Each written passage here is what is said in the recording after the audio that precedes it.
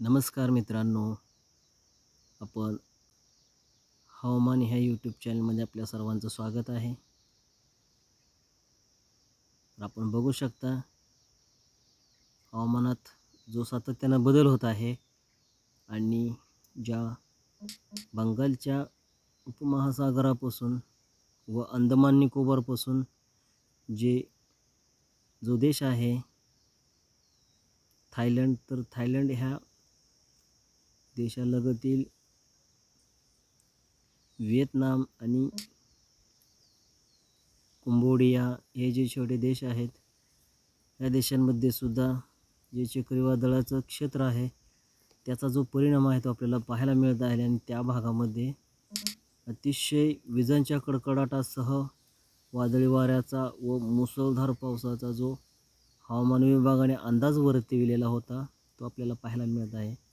तर त्या भागामध्ये वादळी वाऱ्यासह विजांच्या कडकडाटासह मुसळधार ते अतिमुसळधार पाऊस हा चालू आहे. तर मित्रांनो, आपण बघू शकता की थायलंड आणि थायलंडलगतील जो बँकॉक आहे, तसेच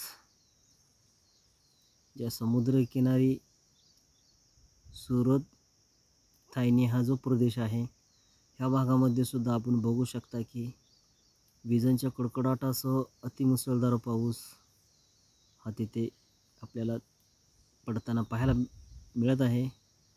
तर आपण कंबोडिया जो हा देश आहे, तर त्या देशामध्ये सुद्धा आपण बघू शकता की फोनोम पेन हा हे जो मोठे शहर आहे, तर त्या भागामध्ये सुद्धा विजांच्या कडकडाटासह मुसळधार ते अतिमुसळधार पाऊस हा ह्या क्षेत्रामध्ये आपल्याला पडताना पाहायला मिळत आहे. तर आपण जो व्हिएतनाम जो देश आहे, तर त्या भागामध्ये सुद्धा विजांच्या कडकडाटासह मुसळधार ते अतिमुसळधार पाऊस हा तेथे सुद्धा आपल्याला पाहायला मिळत आहे. तर हे आपण बघू शकता की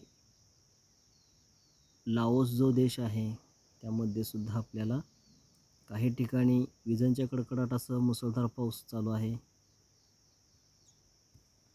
तर आपण बघू शकता मित्रांनो, हे चक्रीवादळ जे समुद्रामध्ये सातत्याने तयार होत असतात त्याचाच परिणाम समुद्रालगतील शहरांना आणि देशांना होत असतो आणि तिथे जोरदार वादळी वाऱ्यासह मुसळधार पाऊस चालू आहे. तेथील जनजीवन जे आहे ते विस्कळीत झालेलं आहे.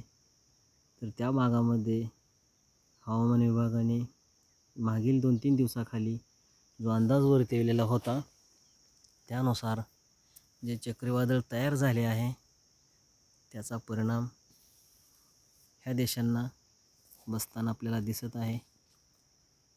तर मित्रांनो, ह्या भागामध्ये जे समुद्रकिनाऱ्यालगतील जे चक्रीवादळ नवीन तयार होतात आणि त्यानंतर जे समुद्रालगतील जे देश आहेत त्यांना ह्याचा परिणाम भोगावा लागतो, सहन करावा लागतो. तर अशाच माहितीसाठी आपल्या चॅनलला नक्की सबस्क्राईब करा. तर धन्यवाद मित्रांनो, आपला दिवस शुभ असो.